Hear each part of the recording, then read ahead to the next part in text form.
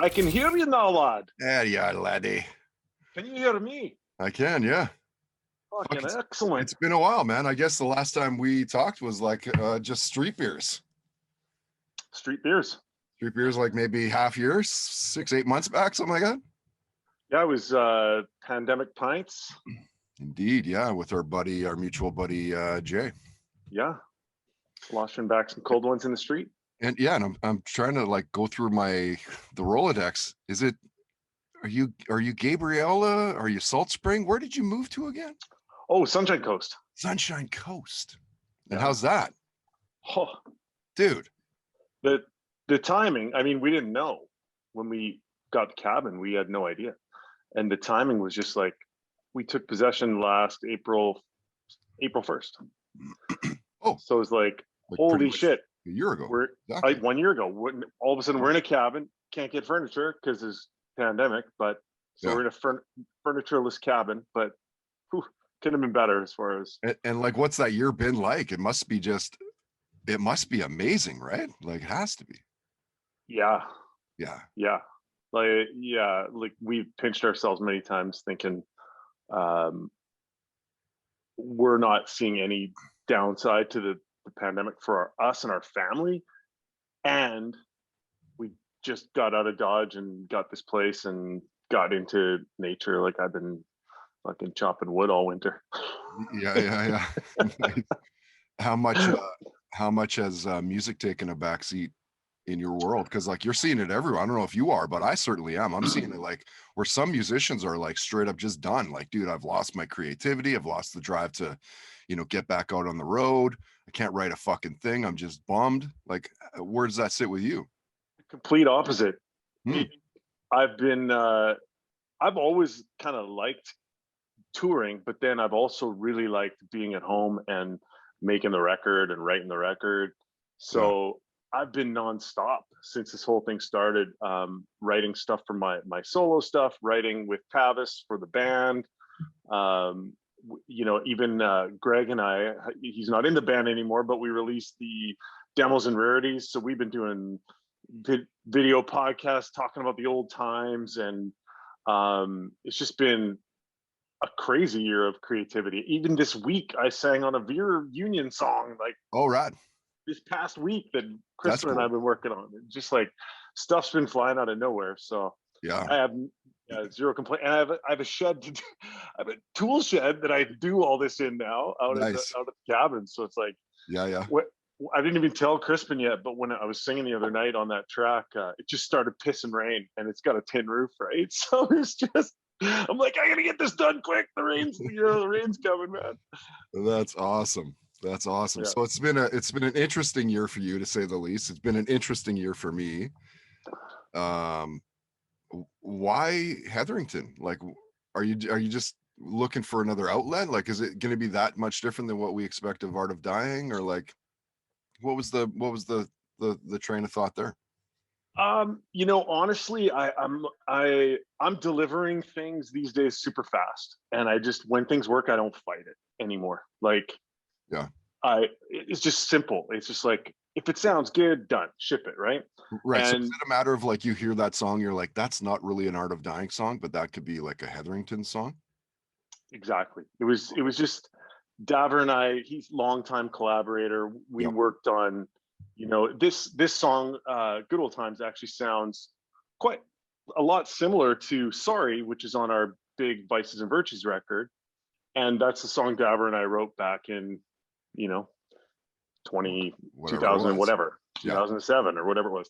Yeah. So, we got the song kind of where we liked it, and we both looked at each other and said, "This isn't Art of Dying, is it?" And I said, "Nah, it's not really Art of Dying. What is it?" And then I said, "I'll just put it out on Jonny Hetherington, because I have my own channels." And then both him and my manager at the same time kind of said, "What about Hetherington?" It's great. It's obviously it's your last name, but it's a great name though too. It's a strong name. I was like, "That's stupid. I love it." Yeah. And like I said, I figure they're both smart people. If they both like it, I'm not in the way to fight things these days and be, like no, let me take 3 months to kind of think about a name and craft it carefully and brand it. And no, fuck that. I was just like, get her going. Hetherington it is. You guys like that? Sure, it's my name. Yeah. And I used to, this is like, okay, this is dating me quite a bit, but do you remember a band in Vancouver called Ettinger? Ettinger.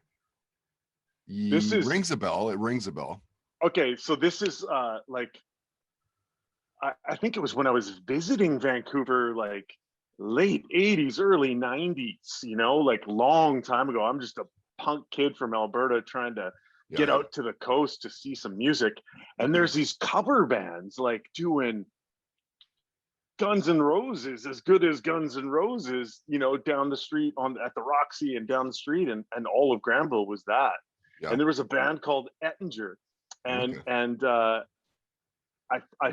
pretty sure the band leader, his name is Peter Ettinger, is a local guy, and it was his last name. And I always thought, that's kind of weird, you know, like I would never do that. I would never call a band my last name. Fast forward that many years and here we are. And the song is great, dude. It reminds me of like a Nickelback rock star kind of vibe, where it's one of those songs you hear it and it's recognizable. You're singing the chorus before the song is done, first time through.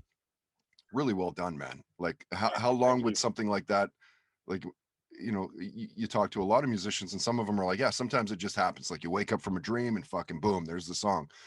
How did this song progress? It's about 2 hours of batting it around with Dabber. Yeah. So, and honestly, that's pretty fast, right? Like that's in the grand scheme of things, like 2 hours is not a very long time to kind of craft a song, is it? I think that's our thing now, him and I don't know. We both have kids. We both have, you know, we select windows to write, and then we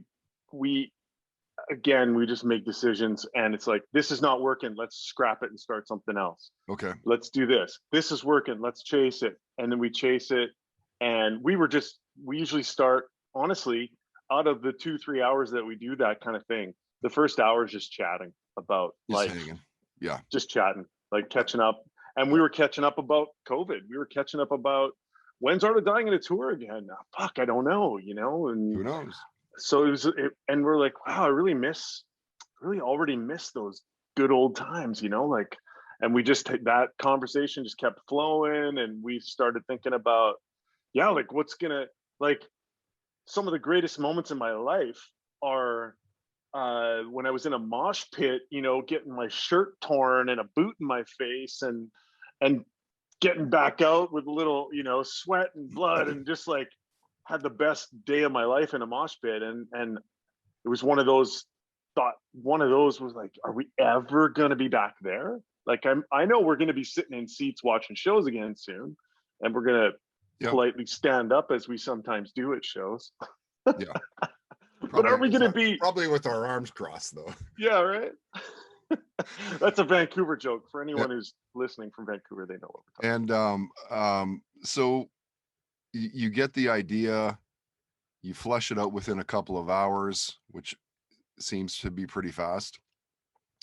I lost my train of thought there. You know, and then Dabber goes to work, because he's just a great musician. So he plays most of the instrumentation on there, guitar, bass. He works up a demo usually to where we think we like it.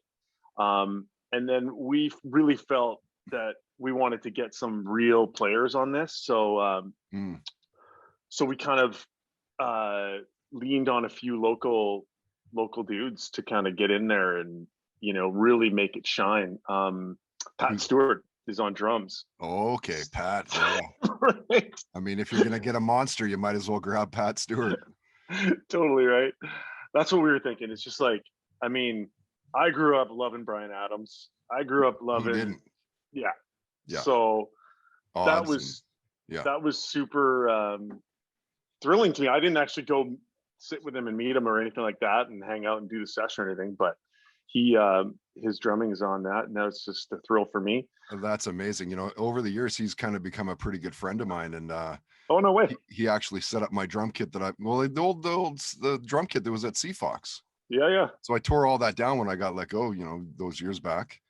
And Yep. just last year, right at the start of the pandemic, about maybe a month, two in, he wore a mask, came over, set up my Yep. kit. I'm like, can you Oh, set that's it up how cool. you would want it set up? And he goes, yeah, sure.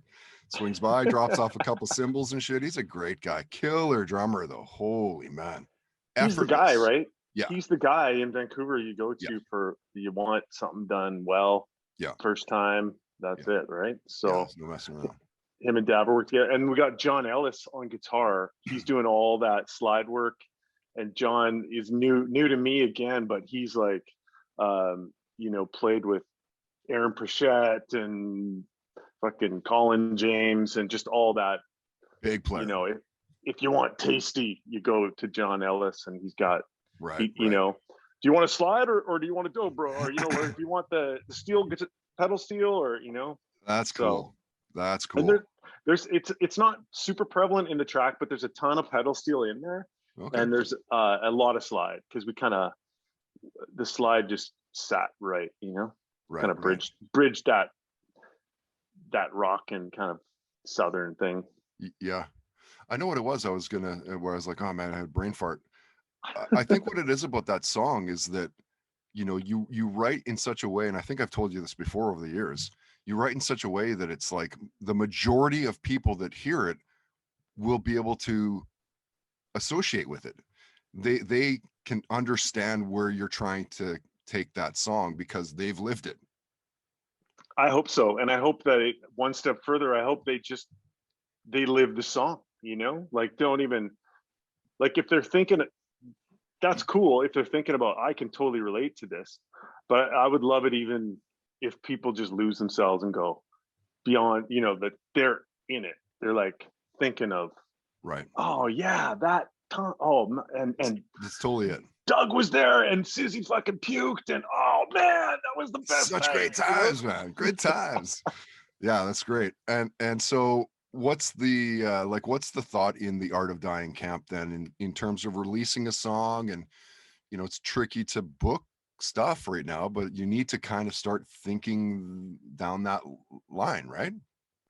I guess so. I haven't thought about it yet, because I think that's so whenever you start something like this, a band or a project or anything, you start taking it to people like you, and just getting some ears on it and feeling it out. And then the next thing people ask you is, when are you touring? We'd love, we want to come see right. the show. Right. And that's gone right now. So it's not even a pressure, like, it's not even a puzzle piece that has to be, well, we got a tour booked for September and we're really hoping you'll, come and support us or whatever. Yeah. So I haven't even thought about it. It'd be exciting to put a band together and takes, first we're going to do some more songs. So I'm going to cut maybe a whole album of these type of songs. Probably, I'm guessing, just one at a time like this, where we don't just sit in the studio for a year, but we just keep the fresh vibe rolling. Yeah. I mean, that's the only way you can kind of really approach things at this point. Like, have you thought of the, there's been some fucking amazing live streams. Maybe they're not necessarily live, but they're calling them live streams. Like Clutch did a show. Basically, it was just them fucking showing their jam, which that's is awesome. Like, that, yeah, man, as a fan, like, that's the thing that that's the world of a band that most fans don't get to see, right? Fucking around in the jam space. And have you guys thought of any of that kind of shit, or is it more just? Well, it's funny because we've never been about that, like in the early years, Art of Dying, we slugged it out in jam spaces forever. Yeah. And then when Kale and Tavis joined in 2008, so it's has it been that long now? Wow. Yeah, like, so we're talking 12 years or whatever, 13 years.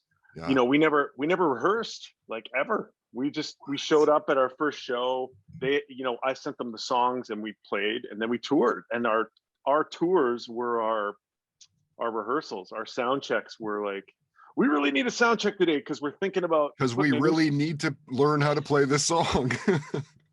And that's the way we'd do it. When we were on tour with Disturbed, we would throw in one new song a night in sound check, and slowly work on it for 3 shows before that sound check. And Dave and the guys from Disturbed would come kind of and just, there's a new song in their rehearsal, and then we'd rehearse a bit backstage. And then maybe 3 shows into the tour, we'd rip that song live on the 4th night. Yeah. Those guys were laughing, man, because they're like, nobody does this. Like, people, they work on their sets before the tour, right? Totally. They rehearse, they work on their set. It's pretty scripted. It's exactly the same every night. The light guy knows this song's next, but they were at a different level. We were still at, we don't have a light guy and we can't afford a rehearsal space, so we're just going to wing it. But there's also nothing like that in the terms of like, is this song working or not? Because then you could see instant gratification. Like, what's it doing with the audience, right? Not many bands do it, but the bands that do it are smart, man. Dude, I'll go onto YouTube and search some of our old shows, and I'll be shocked that we actually put that in the set. We're like, we played that on that tour? That was a really important tour for us. We played, oh my God, what were we thinking? Right. And why not though? Yeah, why not? Like, why not? Why not? What's the plan for the rest of your night? I've got some barbecue sauce stuff to do tonight. That's that's been the hat game, right? Of like, okay, I've been meaning to talk to you about that. So now that I got you here, well, let's talk about that as well. So beyond the music, you've got that hot sauce, which is amazing. How's that going? And like, what's the trajectory of that been over the last few years? And what have you learned? Like, what's the biggest thing for like entrepreneurship? It's been going good, and we started with no knowledge, and now I do have like 5 years of knowledge, and I'm actually doing consulting for people that are thinking about releasing a product now. They'll you've been there, done that. You've already made the trips and steps and everything. So I'll go for coffee with a buddy who's thinking about, my mom's going to release this, her marmalade or whatever. What do I do? And I said, well, we got to think about this, and this, and these are going to be your challenges. And, so that side of it's cool. We just, we happen to partner with a few other local brands now. So there's a couple, there's this plant-based meat company, Very Good Butcher. And they're like really good burgers and hot dogs, sausages and stuff. Mm-hmm. And they only use like clean ingredients and plant-based stuff. And that was the same kind of theme that our company started with, was just, if you can pronounce the ingredient, right, and it grew at one point, it's probably going in the sauce. Yep, and if you can't, don't. So we were like-minded. So they're using a lot of our sauce in their products too, and they're blowing up big. So we're doing little like a volume business outside of the bottles. We're doing like a food supply business on the side of barbecue sauce. Wow. So it's kind of taken off. And the barbecue sauce, which funny enough, like I was so excited to launch a hot sauce because I'm a hot sauce guy. Yeah, same. I was so excited to launch a ketchup because my daughter came into the world and she was eating ketchup and I wanted her to have something healthy. And when we launched the barbecue, I was kind of ho-hum about it. I was kind of like, whatever, give it a shot, see if it's good. We made it. It's pretty good, tastes good, good ingredients. Right. Throw it out there. And now it's like, boom. It's way bigger than the other sauces. So isn't that crazy? You never know. It's like my third album. I was just going to say, it's like music. You never really can tell. You're too close to the product. Yeah. So whatever, it's fun and it's building, and it's all great. It is a lot of like hats off, hats on, and but still find time to chop some wood and go kayaking and whatever. Yeah, nice. Well, good on you. Where's the best place for people to check out that stuff? I think we obviously know Art of Dying for your music, but for all the food stuff, where's the best place for people to go? Yeah, it's all just under my name, right? So Jonny Hetherington is Essentials is the food company. Hetherington's the new song. Jonny Hetherington's kind of the weird solo piano stuff, and then Art of Dying is what we do all the time. You know, live and breathe, like the band stuff. So, that's going incredibly well too. During the pandemic, we've just been, like I mentioned, we've been writing a lot, but we've also been diving into the archives. It's like been a bit of a scrapbook moment, you know, and so we went and released the Demos and Rarities collection. Was that the stuff that you gave me years back with like Out of Body and all that? That's the stuff, man. Yep. So It was a group of songs. Like Greg and I just kind of curated it last year, decided what tracks we wanted on there. And it's cool. It's some of those songs that we broke out at Disturbed shows for no reason at all are on that record, right? Oh, okay. They didn't make the other records. Yeah. And there's some one microphone, you know, 3 a.m. pretty drunk, fly on the wall, band room stuff on there, which I love. Which is great, man. Like that. Again, as a fan, like that's, you know, obviously great songs are great songs, but like it's like you say, it's the one mic that, oh fuck, we just turned a mic on and we caught that, but it's magic. We caught magic in a bottle off of one shitty mic. Totally. And those, when you take those first few days and set up in a studio and you get the sounds and everyone gets comfy, and then the night owls stay up and mess around and, you know, do a little too much of that, a little too much of that, but Yes. Everyone's still around the gear. And then somebody presses record, and sometimes it's this catastrophe, and sometimes it's just magic, like you said. Yeah. So some of that's on there. And Tavis is he's in Vegas, right? So he's full on living in Vegas. Married, just had a baby boy. Okay. Wow. Which is pretty cool. Great. Named him Halen. Halen. Nice. Look out. Gonna be a ripper, gonna be a shredder for sure. Yeah. Tavis is he also in Big Wreck, or am I out to lunch on that? So no, Tavis and Kale used to play with Ian Thornley. In Thornley. So they were in Thornley for like 4 years or something before Art of Dying. Oh, okay. Yeah, we kind of poached them. And wasn't was it Kale was in Saint Asonia with Adam Gontier? So Kale is now in Saint Asonia with Adam Gontier. Okay.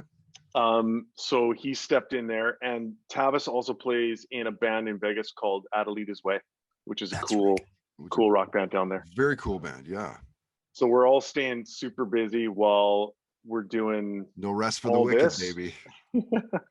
But Tavis, I was going to say, he's started to produce a lot of our songs now. Oh, so him and I have been working on songs from the archives that no one's ever heard, and he's been producing. So I'll be singing up here, sending him tracks down there, and we're putting together. So we released just before Christmas, we released a song called Vices and Virtues, which is obviously of the same name as our Warner Brothers record. Right. But this is the song Vices and Virtues that never made that record. And and it's a good one. It's all over. It's on a few great playlists on Spotify, and it's all over the place. So that one's taken on a life of its own, and we're releasing a brand new song next month. It was supposed to be actually pretty soon here, but we bumped it to May. And that's a song called That High, which is funny enough, something we played with you on the air back years and years ago. Yeah. Are we playing That High on this podcast? We are. I think you're debuting it like to the world. I don't even know. I think it might be a debut. Well, we got a couple new songs out of you. It's always nice to see you, buddy. Yeah, you too.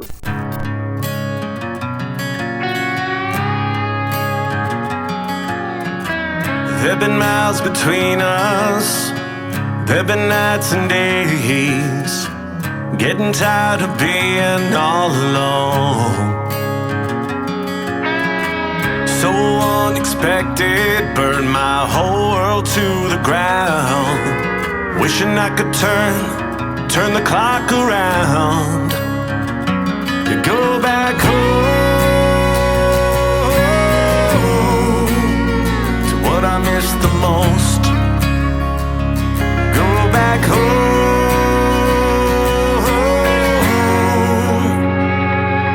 to my family and friends where we're tipping our glass, to the sold-out shows where we're shaking our ass, to the good old times, sweet sublime good old times, to the nights we passed the bottle on down, kissing and hugging everybody around, to the good old times, sweet sublime good old times, the sweet sublime good old times, good old times, good old times.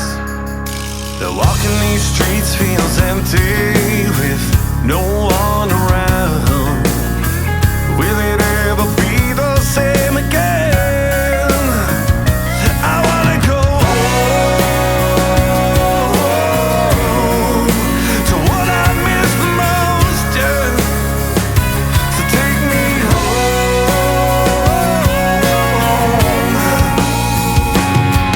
to my family and friends where we're tipping our glass, to the sold-out shows where we're shaking our ass, to the good old times, sweet sublime good old times, to the nights we passed the bottle on down, kissing and hugging everybody around, to the good old times, sweet sublime good old times, the sweet sublime, the good old times, yeah.